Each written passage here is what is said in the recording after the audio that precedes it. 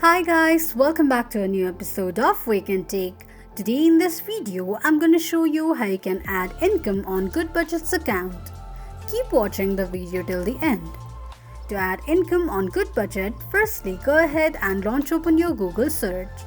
On the search box at the top, type in goodbudget.com and make a search. The official page of Goodbudget's account will appear on the screen. Click on three lines at the top right corner of the page. Tap on Login option. Log into your account and the home page of Goodbudget's account will appear on the screen. From the home page, tap on Add Transaction option.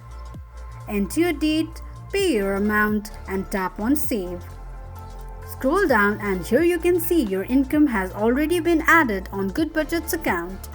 This is how you can add income on Goodbudget quickly and easily just in few steps. If you have any thoughts or queries, let us know in the comments section. Don't forget to subscribe to our channel. Also, press the notification bell icon so that YouTube will notify you whenever we post a new video. I hope this video was helpful to you. Thank you so much for watching.